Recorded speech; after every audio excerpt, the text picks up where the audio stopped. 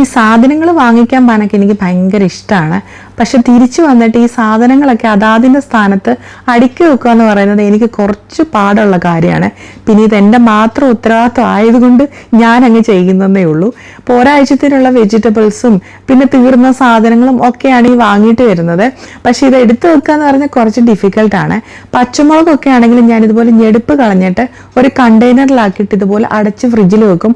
അതാകുമ്പോൾ ചീഞ്ഞു പോകത്തുമില്ല, എടുക്കാനും എളുപ്പമാണ്. പിന്നെ കറിവേപ്പില വാങ്ങിക്കുമ്പോൾ ഞാനത് നന്നായിട്ട് കഴുകിയിട്ട് ഇതുപോലുള്ള ടിഷ്യൂ പേപ്പറിൻ്റെ മുകളിൽ ഇങ്ങനെ നിരത്തും. എന്നിട്ട് അതിന് മുകളിലും ഞാൻ ടിഷ്യൂ പേപ്പർ ഇതുപോലെ വെക്കും. അപ്പോൾ ആ വെള്ളമൊക്കെ ഒന്ന് ആ ടിഷ്യൂ പേപ്പർ അബ്സോർവ് ചെയ്തെടുക്കുമല്ലോ.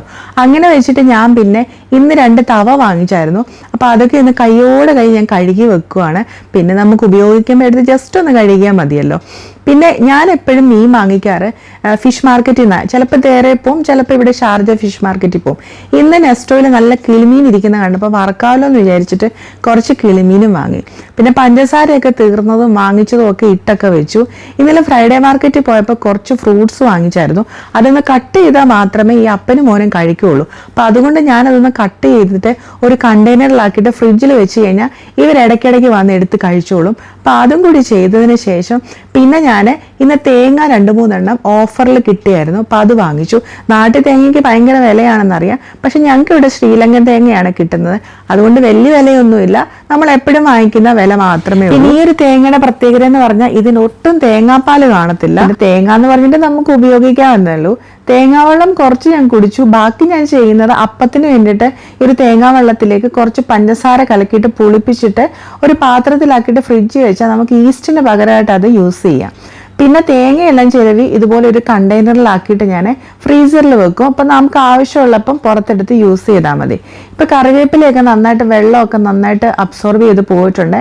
എന്നിട്ട് ഇതുപോലെ ഒരു കണ്ടെയ്നറിലാക്കിയിട്ടുണ്ടല്ലോ, ഫ്രിഡ്ജിൽ വെച്ചാൽ മതി. ഇതാകുമ്പോൾ നമുക്ക് കറിയിലേക്ക് ഡയറക്റ്റ് യൂസ് ചെയ്യാം. കഴിക്കാൻ വല്ലതും ഉണ്ടോ എന്ന് ചോദിച്ചുകൊണ്ട് വന്നതാണ് എൻ്റെ പുത്രൻ.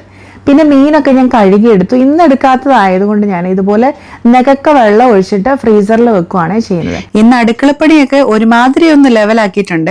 അപ്പം ഞാനൊന്ന് അടുക്കളയെല്ലാം ഒന്ന് ക്ലീൻ ചെയ്യുവാണ്. ഞാൻ എൻ്റെ ലൈഫിൻ്റെ ഏറ്റവും കൂടുതൽ സമയം ചെലവഴിക്കുന്നത് ഈ ഒരു അടുക്കളയിലാണ്. അതുകൊണ്ട് അടുക്കള ഞാൻ ഇടയ്ക്കിടയ്ക്ക് ഇങ്ങനെ ക്ലീൻ ചെയ്തുകൊണ്ടേയിരിക്കും.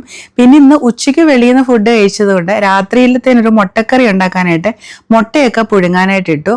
അപ്പം ഇന്ന് വാങ്ങിച്ച മുട്ടയൊക്കെ ഞാൻ ഇതുപോലെ ഒരു കണ്ടെയ്നറിൽ ആക്കി വെക്കും. അതാകുമ്പോൾ നമ്മുടെ ഫ്രിഡ്ജിൽ നമുക്ക് സ്പേസ് ഒന്ന് ലാഭിക്കാമല്ലോ. ഇവിടെ ഞങ്ങൾക്ക് 3 പേർക്കും മുട്ട ഭയങ്കര ഇഷ്ടമായതുകൊണ്ട് ഏറ്റവും കൂടുതൽ ഇവിടെ ചെലവാകുന്ന ഒന്നാണ് മുട്ട.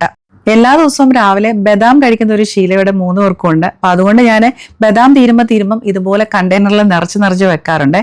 ഇന്ന് തേങ്ങാപ്പാൽ ഒഴിച്ച മുട്ടക്കറിയാണ് ഉണ്ടാക്കിയിരിക്കുന്നത്. ഇന്നെന്നല്ല, എപ്പോഴും ഞാൻ തേങ്ങാപ്പാൽ ഒഴിച്ചാണ് മുട്ടക്കറി ഉണ്ടാക്കുക. പിന്നെ വൈകിട്ടത്തെ ചപ്പാത്തിക്കുള്ള ആട്ടയൊക്കെ കുഴച്ച് വെച്ചു. ഇവിടെ എല്ലാ ദിവസവും രാത്രി ചപ്പാത്തി ആയിരിക്കും. വീക്കെൻഡിലൊക്കെയാണ് ഞാനൊന്ന് അപ്പോ ഇടിയപ്പോ ഒക്കെ ആയിട്ടൊന്ന് മാറ്റി പിടിക്കുക.